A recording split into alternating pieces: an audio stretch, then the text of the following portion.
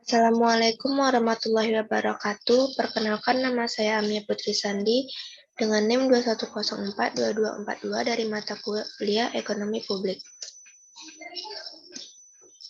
Di sini saya akan mempresentasikan materi mengenai ekonomi neoklasik Harut-Domar dan Solow. Yang pertama ada teori Harut-Domar.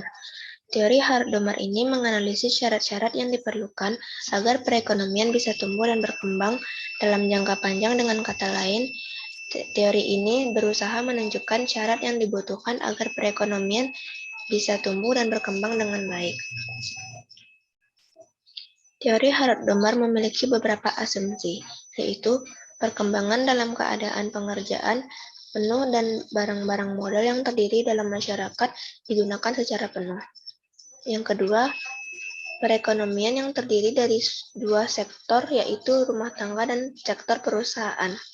Berarti pemerintahan dan perdagangan luar negeri tidak ada.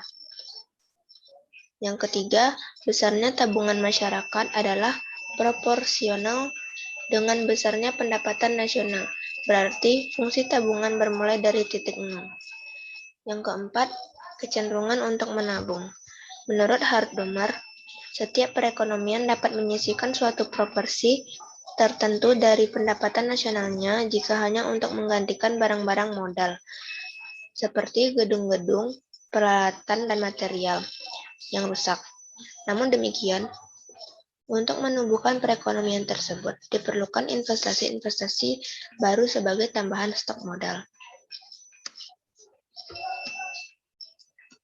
Selanjutnya, ada model pertumbuhan neoklasik Solow.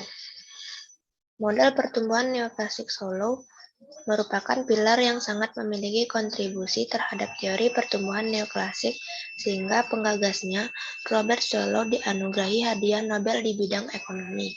Pada intinya,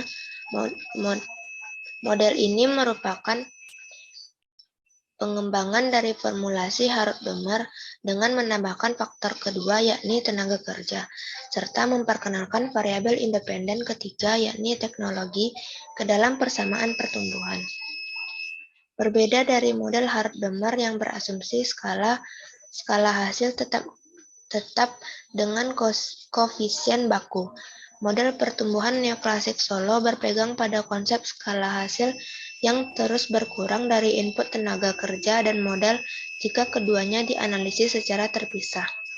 Jika keduanya dianalisis secara bersamaan atau sekaligus, Solow juga memakai asumsi skala hasil tetap tersebut. Kemajuan teknologi ditetapkan sebagai faktor residu untuk menjelaskan pertumbuhan ekonomi dalam jangka panjang.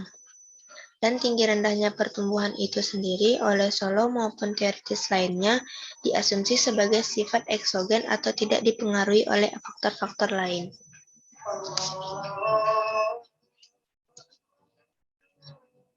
Yang selanjutnya, Solow berpendapat bahwa pertumbuhan ekonomi akan tercapai jika ada pertumbuhan output. Pertumbuhan output terjadi jika dua faktor input, yakni modal dan tenaga kerja, dikombinasikan, sedangkan faktor teknologi dianggap konstan atau tidak berubah.